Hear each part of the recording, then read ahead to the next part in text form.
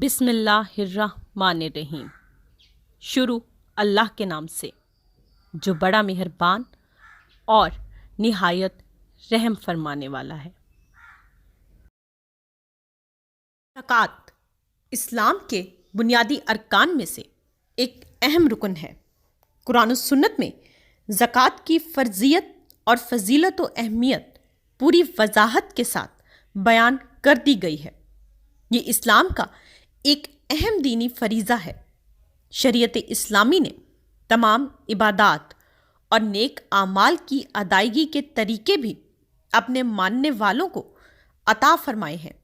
زکوٰۃ بھی چونکہ ایک عبادتی عمل ہے اور مالی عبادتوں میں سب سے اہم عمل ہے، لہٰذا اس کے بنیادی احکامات بھی شریعت نے خود طے کر دیے ہیں۔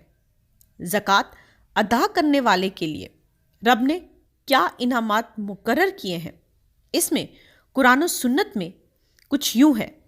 اللہ تعالیٰ ارشاد فرماتے ہیں، زکوٰۃ کی ادائیگی کی وجہ سے اللہ مال کو بڑھاتا ہے۔ ایک اور جگہ فرماتے ہیں، زکوٰۃ کی وجہ سے ملنے والا اجر کبھی ختم ہونے والا نہیں، ہمیشہ باقی رہے گا۔ اور قرآن پاک میں اللہ تعالیٰ فرماتے ہیں، اللہ تعالیٰ کی رحمت ایسے افراد زکوٰۃ ادا کرنے والوں کا مقدر بن جاتی ہے۔ حدیث میں حضرت ابو ہریرہ رضی اللہ تعالیٰ عنہ سے روایت ہے کہ اللہ کے رسول صلی اللہ علیہ وآلہ وسلم نے فرمایا، جب تم نے اپنے مال کی زکوٰۃ ادا کر دی تو تمہارے اوپر جو تمہارے مال کا فرض حق تھا وہ ادا کر دیا۔ ایک اور حدیث میں حضرت جابر رضی اللہ تعالیٰ عنہ سے روایت ہے، ایک شخص نے آپ صلی اللہ علیہ وآلہ وسلم سے عرض کیا کہ اس شخص کے بارے میں آپ کا کیا خیال ہے جس نے اپنے مال کی زکوٰۃ ادا کر دی ہو؟ تو آپ صلی اللہ علیہ وآلہ وسلم نے فرمایا کہ اس کے مال کا شر یعنی نقصان دہ پہلو ختم ہو گیا۔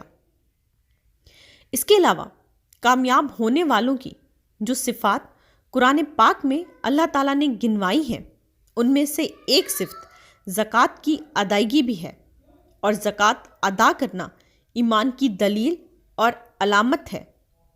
ایک حدیث شریف میں جنت میں داخلے کے لیے 5 اعمال گنوائے گئے ہیں، جن میں سے ایک زکوٰۃ کی ادائیگی بھی ہے۔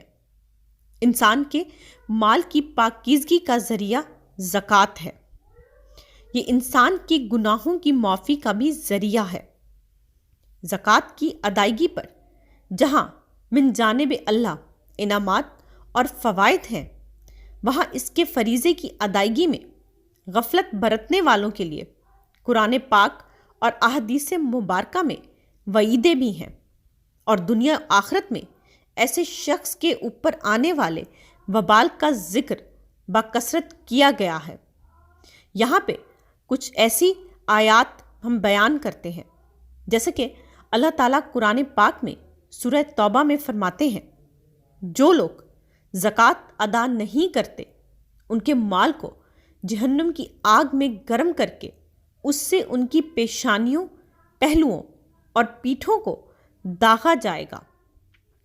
سورہ آل عمران میں اللہ تعالیٰ فرماتے ہیں، ایسے شخص کے مال کو توق بنا کر اس کے گلے میں ڈال دیا جائے گا۔ سورہ بقرہ میں اللہ تعالیٰ فرماتے ہیں، ایسا مال آخرت میں اس کے کسی کام نہ آ سکے گا۔ زکوٰۃ کا ادا نہ کرنا جہنم والے اعمال کا ذریعہ بنتا ہے۔ ایسے شخص کا مال قیامت کے دن ایسے زہریلے ناک کی شکل میں آئے گا جس کے سر کے بال جھڑ چکے ہوں گے، اور اس کی آنکھوں کے اوپر 2 سفید نقطے ہوں گے۔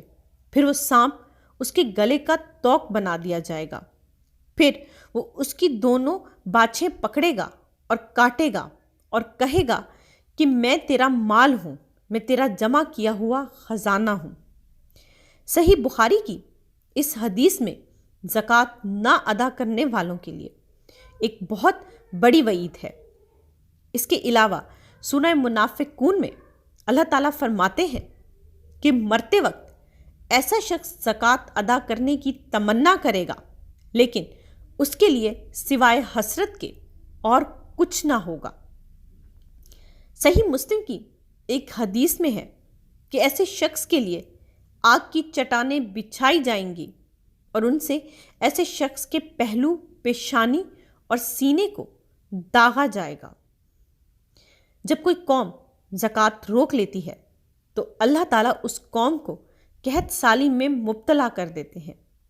شریعت نے زکوٰۃ کو مال کا میل قرار دیا ہے اور خود نبی کریم صلی اللہ علیہ وآلہ وسلم اور ان کی آل کو اس سے دور رکھا ہے۔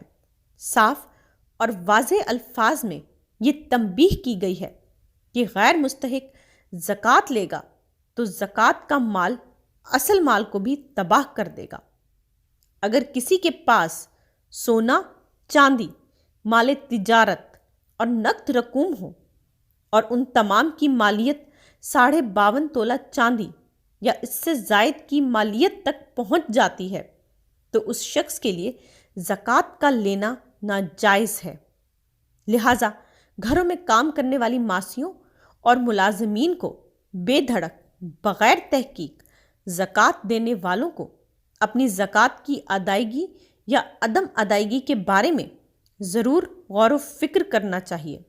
اس کے علاوہ زکوٰۃ ادا کرنے والے کے دروازے پر آنے والے ہر کس و ناقص کو بغیر تحقیق کے کہ آیا وہ مسلمان بھی ہے یا نہیں، مستحق ہے بھی یا نہیں، سید تو نہیں، زکوٰۃ کی رقم یا اشیاء بانٹ دینا بھی لمحہ فکریہ ہے۔